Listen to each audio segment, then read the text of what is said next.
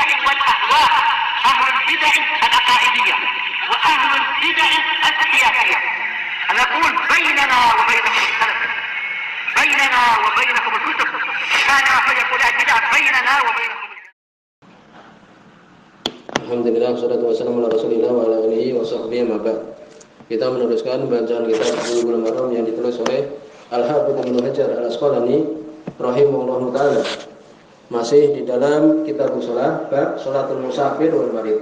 Salatnya orang yang safar dan orang yang sakit. Terlewat pada pertemuan terlewat bahwa hukum mengqashar ketika salat adalah sunnah. Insyaallah demikian. Ya. Apabila meninggalkannya, yakni dia menyempurnakan sholat ketika safar, maka makruh. Demikian juga kalau dia mempunyai keluarga, ya, di tempat yang dia itu bepergian padanya, rumah atau mungkin bahkan binatang piaraan, maka hendaknya dia menyempurnakan. Ya, seperti kita contohkan, umpamanya kita bekerja di Solo, kita punya rumah di Semarang. Kemudian kita kembali ke Semarang lagi, maka di sini bukan dikatakan safar. Kenapa? Karena kita punya rumah di sini. Lalu bagaimana di Solo? Ya, di Solo juga, umpamanya kita punya rumah di sana, ya sudah, sholat sempurna juga. Demikian. Sebagaimana hadis telah lewat pembahasannya, yakni asar Abdullah bin Abbas radhiyallahu anhuma. Kemudian berikutnya, apabila kita ya ingin safar, apakah kita melakukan qashar? Disebutkan idza shalla fi shalah, apabila ingin memulai salat wa huwa musafir tsumma aqama, dia dalam keadaan safar kemudian tinggal, atau sebaliknya dia tinggal ingin safar, apakah kita mengqashar? Jawabannya tidak. Kita masih di negeri kita, maka kita tidak mengqashar, ya. Kalau kita ada shalah wa muqim tsumma nawa fiha safar aw tabda'aha wa huwa musafir tsumma nawa fiha ayyuqim atama fi kilal halaini, dua-duanya untuk kita menyempurnakan. Ya, kita kan belum safar. Kita mau ke Solo umpamanya. Kita masih di Semarang. Nanti berangkat jam 1. Sudah, berarti kita sholat menyempurnakan di Semarang karena belum safar. Demikian kita habis dari safar, pulang ke rumah. Ya, belum sholat zuhur dan asar. Sudah, jadi kita menjamak zuhur dan asar, menjamak bukan mengqashar. Demikian. Dan berikutnya hadis nomor 322 tentang permasalahan jamak takhir dan jamak taqdim. Wa Anas bin Malik radhiyallahu anhu, dari sahabat Anas bin Malik radhiyallahu anhu, hadis muttafaqun alaih. Qala, beliau mengatakan, kana Rasulullah sallallahu alaihi wasallam, adalah Rasul sallallahu alaihi wasallam, idza tahala, apabila beliau melakukan rihlah, bepergian, qabla an taziga syams, sebelum matahari itu condong. Ini kalau kita gampangannya sebelum jam 12 siang. Akharat dhuhra ila waqtil asri. Maka beliau mengakhirkan sholat zuhur sampai ke waktu asar. Jadi berangkat jam 11 kita mau safar ya. Bagaimana sholat zuhurnya? Nanti di waktu asar. Kita sudah bepergian. Demikian kebiasaan Nabi SAW. Berarti melakukan apa? Jamak takhir, ya, jelas. Jamak takhir hukumnya ini jelas. Ya. Tsumma nazala fa jama'a bainahuma. Kemudian beliau turun di tempat beliau safar itu, beliau menjamak keduanya. Fa in zaqati syamsu qabla ayyartahilla, apabila condong matahari sebelum beliau bepergian, ya, jadi jam 1 baru berangkat, jam 1 siang baru berangkat. Salat zuhra, beliau salat zuhur dulu, tsumma raqiba, kemudian beliau menaiki kendaraan, kemudian baru berangkat. Berarti salat zuhur dulu. Mengqashar atau tidak? Tidak, kan demikian. Dan bagaimana? Boleh kita menjamak, boleh menjamak, walaupun terjadi perselisihan nanti. Kita menjamak zuhur dan asar ketika sholat zuhur itu, jam 1 itu, atau jam 12 itu kita melakukan sholat zuhur dan asar menjamaknya. Adapun hadis ini, Nabi SAW melakukan sholat zuhur, ya, sebelum beliau safar jam 1 siang umpamanya seperti itu. Tidak disebutkan sholat asar. Muttafaqun alaih, hadis ini muttafaqun alaih. Wa fi riwayati Al-Hakim, dalam riwayat Imam Hakim, hadis ini dhaif, ya, hadis ini dhaif. Kalau niscaya ini sahih, niscaya menjadi hukum bolehnya untuk menjamak taqdim. Tapi yang benar boleh juga, ya. Sebutkan dhaif kenapa? Ini tambahan salat asar itu ghairu mahfudhah, tidak terjaga. Karena apa? Ya, bahwa Hasan Al-Wasiti seorang rawi, beliau tidak menambahkan salat asar. Ini disebutkan oleh Imam Bukhari nomor 1111. Imam Bukhari tidak memberikan tambahan salat asar. Oleh karena itu dihukumi berpenyakit. Ya, ghairu mahfudhah, tidak terjaga. Riwayatnya Imam Hakim ini dhaif. Fil arba'in, di dalam arba'in beliau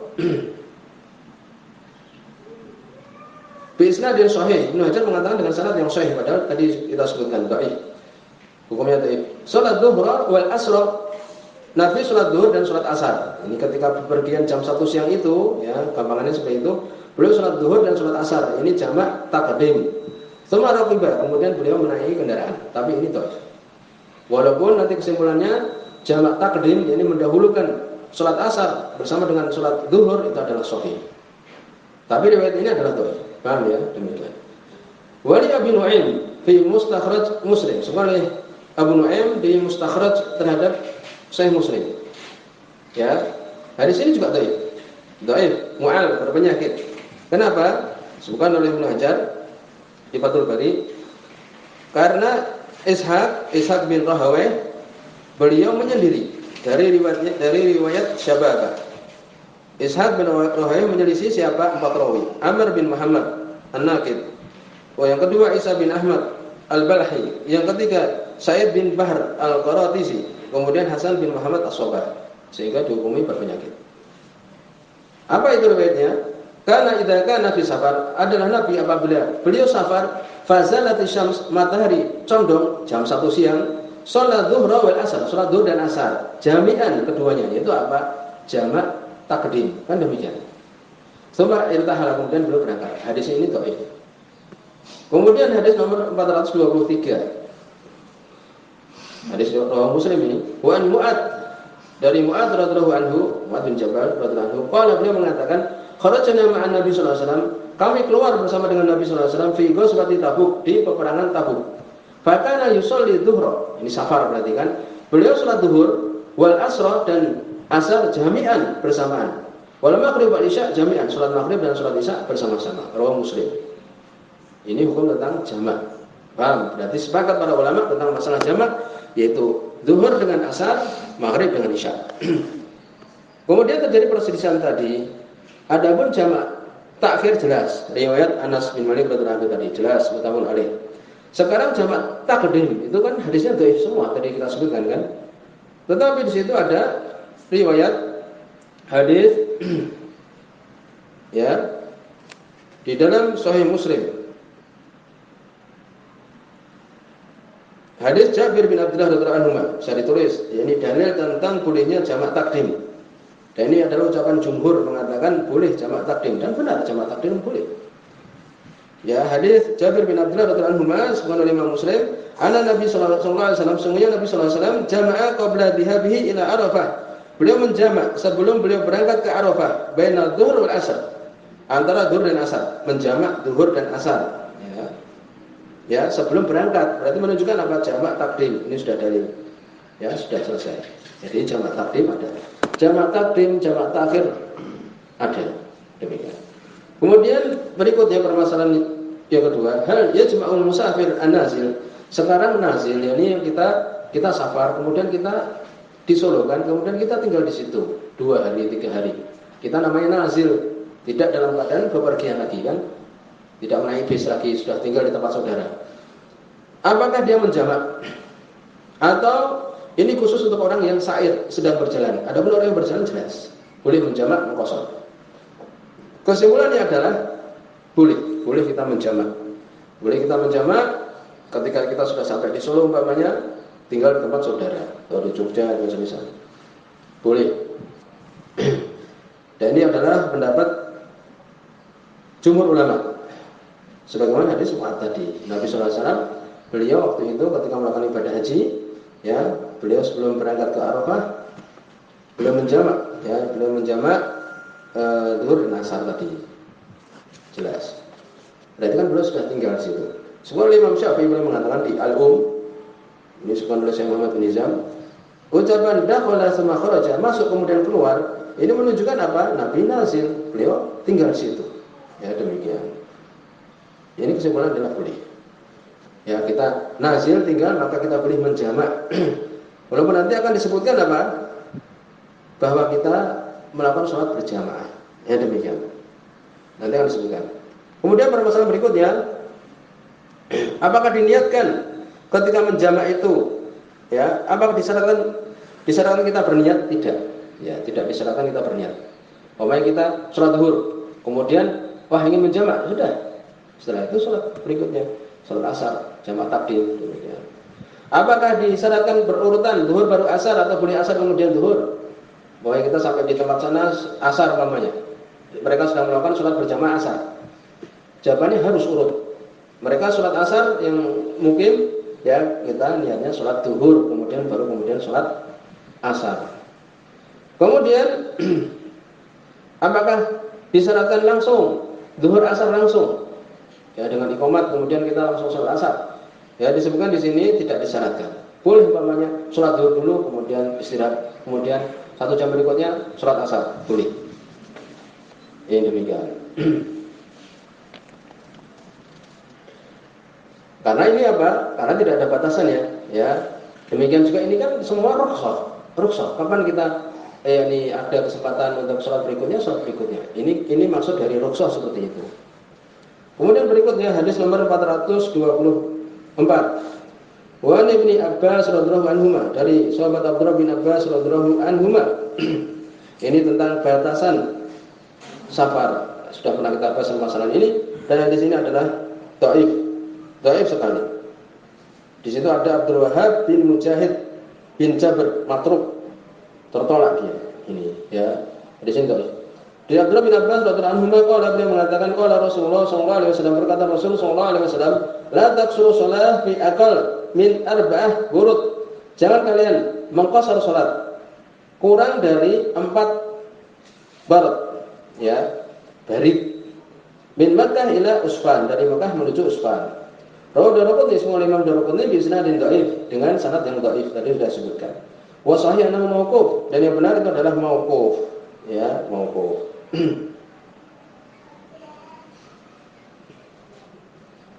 Di sini semua Ibnu Hajar yang benar adalah mauquf, kata akhrajahu Ibnu Khuzaimah, demikian disebutkan oleh Ibnu Khuzaimah. Jadi marfu' tadi adalah dhaif. Adapun mauquf adalah sahih. Semua Ibnu Munzir di Awsat sanadnya adalah sahih.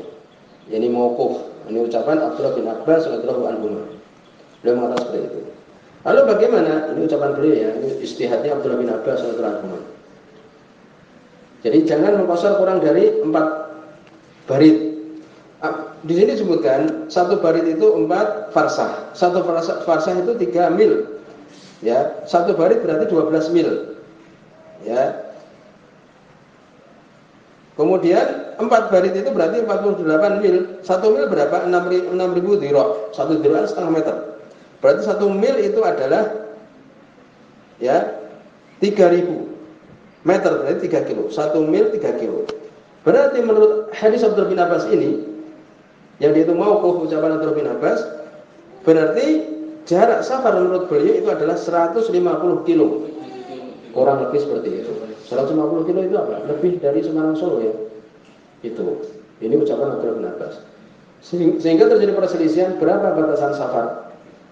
Setiap sahabat menyebutkan batasan-batasan dan sebagainya. Ada yang menyebutkan seperti itu. Kesimpulannya adalah tidak ada batasan dari Nabi SAW. Sehingga dikatakan safar itu adalah kembali kepada urf. Ya, kembali kepada urf. Wali Syaikhul Islam ya. Demikian juga oleh para ulama yang lain, Syekh Mukbil rahimahullah taala, ya. Jadi tidak ada batasan. Demikian para ulama yang lain. Kemudian disebutkan ucapan Syekh Islam Ibnu Taimiyah, wal barid wa nisfu yaum yasiru ibil wal aqdam. Barid itu adalah setengah hari. Berjalan dengannya ibil, unta ataupun berjalan kaki. Ya, ini berjalan kaki dan naik unta itu sama. Ya, demikian.